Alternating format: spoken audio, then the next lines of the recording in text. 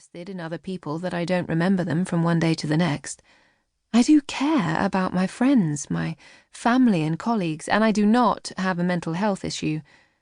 Face-blindness has nothing to do with poor memory, but everything to do with the way the brain receives visual information. Imagine your eye sending light to the back of the retina where the resulting image is interpreted as a face, checked against any information you already have, and filed away for future reference. In my case, my brain picks it up, but instead of filing it, chucks it straight into trash.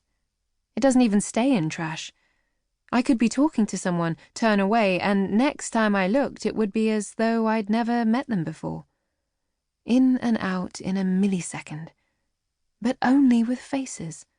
Bizarrely, the part of my brain that processes data about a million other objects works fine. The scientific term is prosopagnosia, deriving from the Greek, prosopon, for face, agnosia, for ignorance. Pronounce it how you like. Personally, I put the emphasis on the first syllable. A surprising number of people experience some level of face blindness, 2 in every 50. But mine is the most profound case Professor Deborah Robinson, who runs the Centre for Face Processing Disorders at Southampton University, has ever seen, which is why she adores me. I suppose I can best describe living with the condition by asking people to imagine walking through a field of sheep. I see faces, not a confusion of features, but I don't perceive any difference between them. I rely on hair, ears, gait, clothes, and, most importantly, context. If a colleague is sitting behind her desk and has the attributes I know are hers, shoulder-length brown hair or whatever, then I can make a safe assumption that she is who I think she is. But I won't spot her standing near me on a tube platform. She might wish me a good morning and then I'll know that I ought to know her, but I still won't have a clue. I'll begin to feel anxious, my palms will sweat, my fingers start to itch.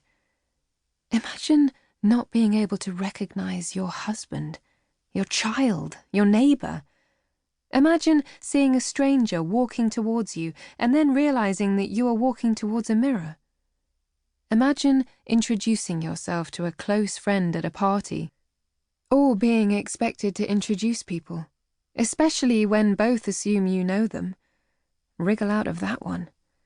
Imagine ending up in Lost Children at a ski resort or a theme park so often that your parents are taken aside and given a stern talking to.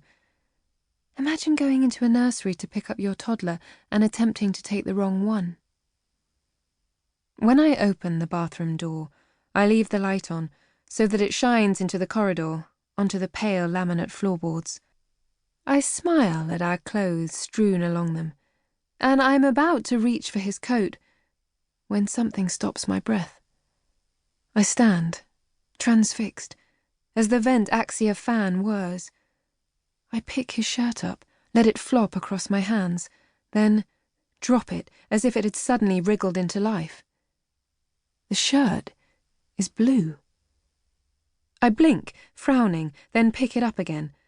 I turn it around, bring it to my nose and smell it, pull the sleeves through my hand from shoulder to cuff. Whichever way I look at it, this is a different shirt. I arrange it exactly as I found it, slip back into the bathroom and close the door. Who is the man in my bed? I realize my fingers have formed fists, my knuckles whitening as scraps of last night penetrate my hangover. Do I confront him? Or do I act like I haven't noticed that there's something wrong?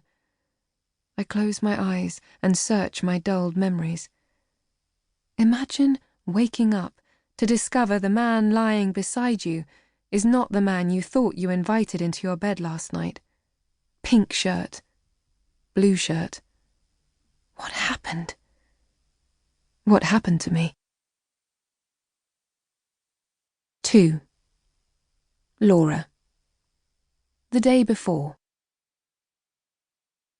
As I push my bike into the large, light-filled reception of the Gunnar Munro advertising agency, angling my back against the door and trying not to hit my shins with a pedal, someone brings his bike up behind mine.